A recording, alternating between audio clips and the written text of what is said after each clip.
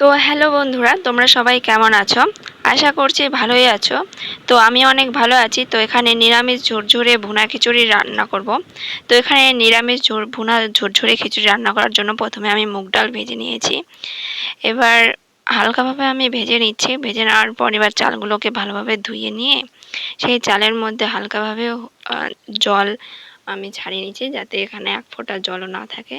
জল শুকিয়ে নিচ্ছি। নেওয়ার পর এখানে আমি হলুদ ইউজ করেছি। হলুদ ইউজ করে আমি মাখিয়ে নিচ্ছি চালের সঙ্গে। এরপর ভাজা ডালগুলোকে আমি দিয়ে দিব, একসঙ্গে মাখিয়ে নেব। তো ভাজা ডালগুলোকে আমি দিয়ে দিলাম। এবার একসঙ্গে সমস্ত উপকরণ আমি মাখিয়ে নিচ্ছি।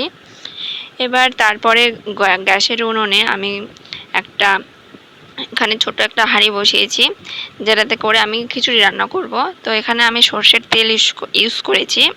তো এখানে আমি হালকাভাবে এখানে কয়েকটা 2-3টে তেজপাতা আর কিছু পাঁচফোড়ন দিয়ে আমি এখানে ভেজে নিচ্ছি। ভেজে নেওয়ার পর তারপরে আমি ওই মিক্স করা চাল আর ডাল এখানে দিয়ে দেব।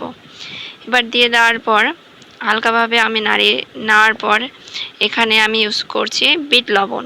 তো এখানে আমি বিট লবণও দিয়ে দিয়েছি। এবার হালকাভাবে আমি নাড়িয়ে নিচ্ছি। নাড়িয়ে নেওয়ার পর এবার চাল আর ডালগুলোকে আমাকে সিদ্ধ করতে হবে। তো আমি এখানে নিয়ে নিয়েছি আমার পরিমাণ মতো জল। তো আমি এখানে পরিমাণ মতো জল ইউজ করব। জল ইউজ করার পর হালকাভাবে কিছু দিয়ে আমি এখানে ঢেকে রাখবো, যাতে আমার চালগুলো সিদ্ধ হয়ে যায়। তো এখানে আমি ঢেকে রাখার পর আমার চাল সবগুলোই সিদ্ধ হয়ে গেছে। এবার হালকাভাবে উপর দিক দিয়ে আমি ঘি ছড়িয়ে নেব। নিয়ে নেওয়ার পর আমার এখানে মোটামুটি প্রায় আমার ঝুরঝুরে হয়ে গেছে খিচুড়িটা। এবার হালকাভাবে ঘি ছড়িয়ে নেওয়ার পর আমি নামিয়ে নিচ্ছি। তো তোমরা দেখতে থাকো, দেখো যে আমার খিচুড়ি হয়ে গেছে ঝুরঝুরে কীরকম। তো তোমরা ইউজ করতে পারো। তো ভিডিওটি ভালো লাগলে লাইক, কমেন্ট, শেয়ার করে দিও সবার কাছে। তো টাটা।